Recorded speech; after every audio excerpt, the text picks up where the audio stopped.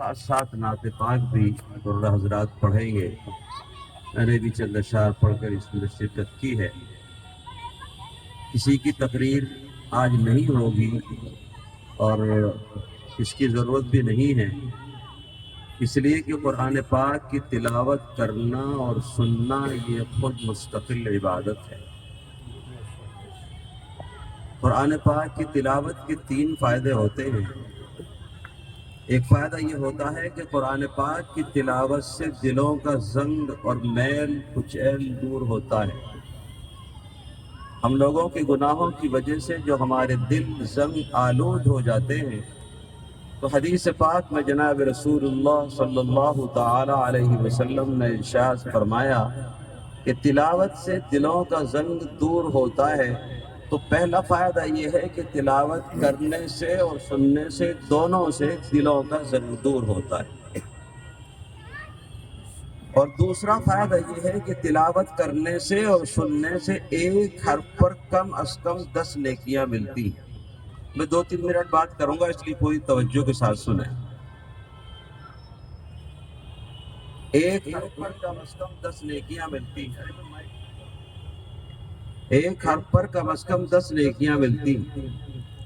کم از کم اس لیے کہا کہ اگر آپ بلا وضو بھی پڑھیں گے اور چلتے پھرتے یا بیٹھتے اٹھتے پڑھیں گے تو ایک حرف پر 10 نیکیاں ملتی، اور اگر اسی ایک حرف کو آپ نماز میں پڑھیں گے اور بیٹھ کر پڑھیں گے تو بیٹھ کر نماز پڑھنے پر اسی ایک حرف پر 50 نیکیاں ملتی۔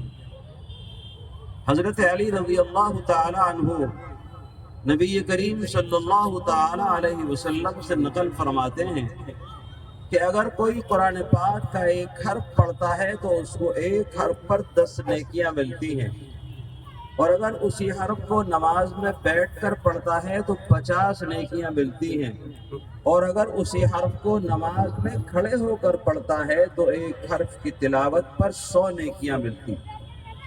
پڑھنے والے کو بھی اسی طرح ملتی ہیں اور سننے والے کو بھی اسی طرح ملتی ہیں۔ تو اس سے بڑی کیا اللہ کی نعمت ہے کہ ہم چند گھنٹے تلاوت قرآن پاک سن لیں، قرآن حضرات پڑھیں اور سنیں، اور یہاں سے لاکھوں اور کروڑوں نیکیاں لے کر ہم جائیں گے تو یہ بہت بڑے اجر و ثواب کی چیز ہے۔ تو دوسرا فائدہ یہ ہے کہ قرآن پاک کی تلاوت سے اتنا ثواب ملتا ہے کہ نماز میں کھڑے ہو کر ایک حرف پر 10 نیکیاں ملتی۔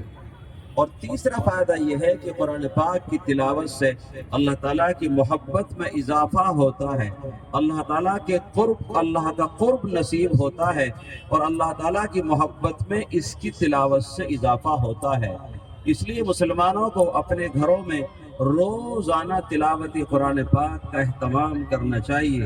امام غزالی رحمۃ اللہ علیہ نے ایک حدیث کے حوالے سے ارشاد فرمایا، جس گھر میں اللہ کی تلاوت ہوتی ہے وہاں اللہ کی رحمت کے فرشتے اترتے ہیں، وہاں سے شیاطین خبیث جنات دور ہو جاتے ہیں، وہاں سے